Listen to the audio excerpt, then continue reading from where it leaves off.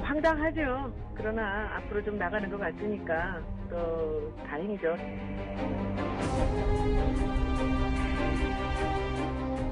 국민들하고 공유하지 않으면 나올 수 없는 내용이기 때문에 이 자료 자체가 일반인에게는 공개가 안 되는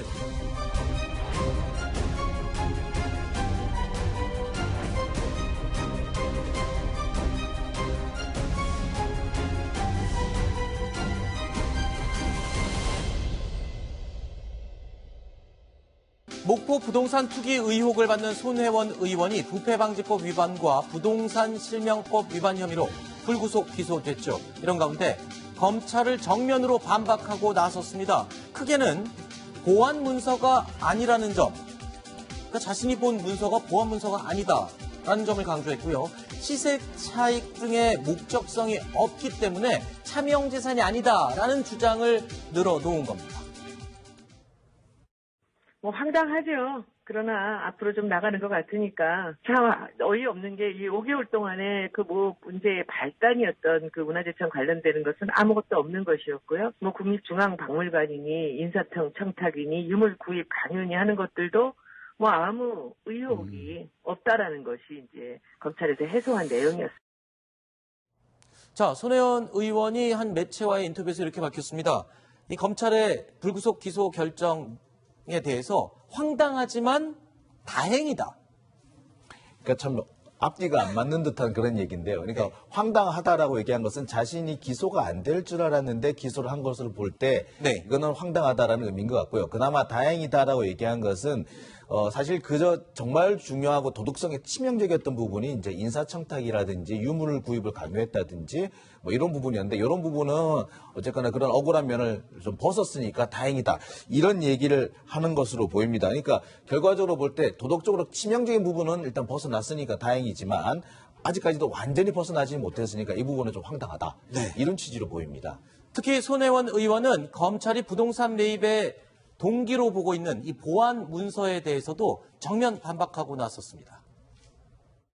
검찰에서 큰 실수를 한 것 같다는 생각이 왜 드는데 그렇게 저는 뭐 지금도 제가 뭐 정확하게 보지를 못했어요. 글씨가 너무 작아서 보이지도 않아요. 국민들하고 공유하지 않으면 나올 수 없는 내용이기 때문에 이 목포시에서는 이것이 보안 문서가 될 수가 없다라고 이렇게 주장을 하고 있습니다. 이 자료 자체가 일반인에게는 공개가 안 되는 그런 의미에서의 보안 자료입니다.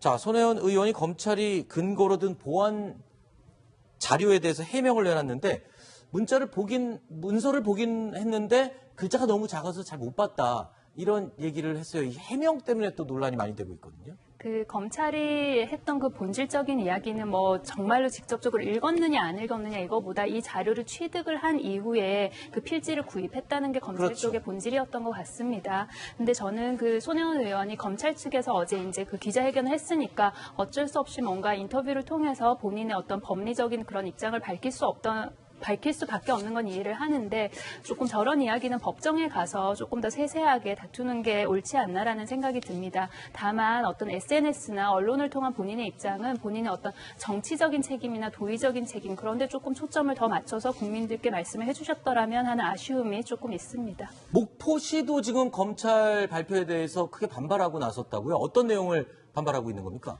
본인들은 보안 자료를 유출한 적도 없고 제공한 적이 없고 이것은 일반에 어차피 다 공개될 자료였다 그렇게 이야기를 하는 것 같아요. 근데 네. 지금 목포시청 손혜원 의원 그리고 검찰 쪽에 그 보안 자료라는 거에 대해서 각각 그 주체가 생각하고 있는 조작적 정의가 다른 것 같거든요. 그러니까 일반에서 아예 볼 수 없는 자료가 보안 자료냐 아니면 어떤 특정 시기 동안 일반이 접근할 수 없는 자료가 보안 자료이냐 등등등 해서 그게 지금 보안 자료에 대한 합의된 정의가 없어서 이렇게 논란이 분분한 것 같습니다. 저는 이 문제도 법정에서는 보안 자료란 무엇인가라는 정의를 내려서 이것에 따라서 보안 자료를 보고 필지를 구입한 것인지 아닌지 그렇게 판결을 내려질 거라고 기대합니다. 네. 이 보안 자료라는 것도 중요합니다. 문제는 그 내용 자체가 그게 보안 자료이든 아니든 그것이 본인의 어떤 이익과 충돌이 되는 건지 아닌지 이 부분도 좀 살펴봐야 되는데 이 부분에 대해서는 별로 얘기를 하지 않고 있다는 점에서 조금 아쉬운 부분, 해명에서 조금 부족하고 아쉬운 부분이 있지 않느냐는 생각이 듭니다.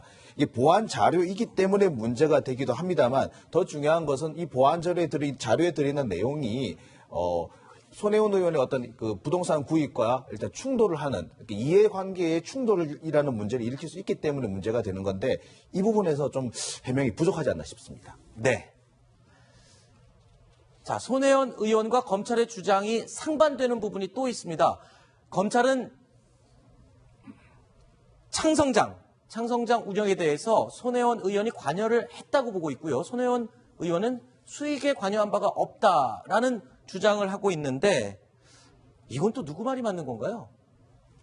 글쎄요, 지금까지로 보면은 어디까지 창성장에서 그렇게 돈이 많이 수익이 많이 났다고 보기가 어렵기 때문에 아직까지는 손혜원 의원 측 얘기가 맞다 틀리다라고 말하기는 어려워 보입니다. 다만 손혜원 의원은 이 창성장을 조카한테 증여한 것이고 조카가 전적으로 운영하는 것이다라고 주장을 하고 있는데 아직까지 이것을 뒤집을 만한 증거가 또 확실하게 나온 것 같지는 않습니다. 그래서 이번 분 역시 법정에서 좀 공방이 있지 않을까 하는 생각이 듭니다. 저는 좀 생각이 달라요. 네. 저는 검찰 수사 발표가 맞다고 봐요. 전 개인적으로. 아, 그래요? 왜냐하면 우리가 차명인지 아닌지 볼 때 가장 중요한 돈의 흐름이에요. 그러니까 수익도 수익이지만 더 중요한 건 뭐냐면 애초에 그 부동산 물건을 구입할 때 들어간 비용들, 돈을 누가 처리했냐는 거거든요. 검찰 수사 결과 발표 보면 자 보세요. 손혜원 의원이 매매대금 줬어요. 그죠? 그 매매대금에서 집 사고 나서 들어가는 각종 제세공과금, 취등록세 줬습니다. 그리고 실질적으로 매매대금만 증여했다라고 하게 되면 건물 산 다음에는 그 조카가 알아서 해야 되는 거 아니겠어요? 네. 그런데 그 매매대금보다도 더 많이 들어갔다는 수리비까지 손혜원 의원이 부담했다는 게 검찰 측 수사 발표입니다. 네. 그리고 증여세 얘기를, 그러니까 손혜원은 야, 내가 증여한 거야. 증여세가 다 냈어라고 하는데 검찰 얘기는 뭐냐? 조카가 두 사람이라는 거예요. 네. A 조카한테 준 거 있고 B 조카한테 준 게 있어요. 이번에 차명으로 판단한 A 조카한테 준 건 증여세까지 손혜원 의원 측이 줬다는 거예요. 네. 그런데 검찰이 증여로 판단하지 않은 다른 B 조카한테 준 건 그 조카가 건물 산 다음에 그 건물을 담보로 대출을 받아서 본인이 증여세를 냈거든요. 네. 그게 완전히 다르잖아요. 네. 이 차명 판단은 이 재산에 들어간 모든 돈이 손혜원 의원 측에서 나왔기 때문에 네. 검찰은 이건 차명 재산이다라고 판단을 한 것이고 네. 그것도 변호사 입장에서 검찰의 주장이 조금 더 신빙성 있다고 개인적으로 좀 보고 있습니다. 변호사 입장에서 검찰 의견에 신빙성이 있다고 보면 손혜원 의원이 굉장히 불리해지는 거 아닌가요? 어쨌든 손혜원 의원도 본인도 다른 변호사 선임해서 재판 잘 대응하시겠죠. 네. 자, 이 때문에 야당에서는 손혜원 의원에 대한 국정조사와 청문회를 추진하겠다고 공세에 나섰습니다. 하지만 민주당은 별다른 입장을 내놓지 않고 있습니다. 손혜원 의원을 비롯한 민주당의 태도는 상상할 수 없는 당당함을 보여주고 있다. 사실무근이라고 계속해서 이야기해왔습니다. 여당까지 지금 그동안 물타기해왔습니다. 이제 이 사건이 결과가 발표되니까 무소속이라서 모른다 하면서 논평 하나 내지 않고 있습니다. 국민들이 바라는 것은 재산 기부가 아닙니다. 정당한 죗값을 치르는 것입니다. 이번 사건은 문재인 정권 권력 실세의 신종 부동산 투기 사건으로 불려도 하등 이상할 것이 없는 사건인 것입니다. 흐지부지 됐던 손혜원 청문회와 국정조사를 다시 추진하겠습니다. 자, 일단 손혜원 의원의 혐의에 대해서 검찰은 21채에 대해서 혐의가 입증되면 몰수하겠다고 그랬거든요. 네티즌들이 이걸 두고도 말이 많습니다. 그게 뭐 기부를 하겠다고 했었는데 저건 기부가 아니고 몰수 아니냐. 이런 얘기 있거든요. 이제 몰수가 될지는 유죄가 나와야 봐야 이제 네. 아는 거고. 글쎄요. 근데 이제 정치적으로는 그런 비판할 수 있어요. 그러니까 손혜원 의원이 검찰 수사에서 티끌하는 것만 나오면은 재산은 국고에 헌납하고 국회의원직 사퇴하고 이 얘기한 다음에 나중에 목숨이라도 내놓겠다 이런 얘기하지 않았습니까? 근데 그게 다 허언이 되는 거죠. 지금 검찰 수사에 대해서 본인이 불리하게 나오니까 그거에 대해서 검찰이 다 잘못됐다 이런 얘기를 하는 거예요. 그러니까 마이빗을 지고 있는 거예요. 그러니까 저 예전에 아마 글쎄 손혜원 의원이 예전에 제 기억에 국정농단 사건 때 당시에 특검 수사가 완료되지도 않았을 때 청문회 한 번 하고 고영태 이선 분들 가지고 의인이다 이렇게 얘기를 했습니다.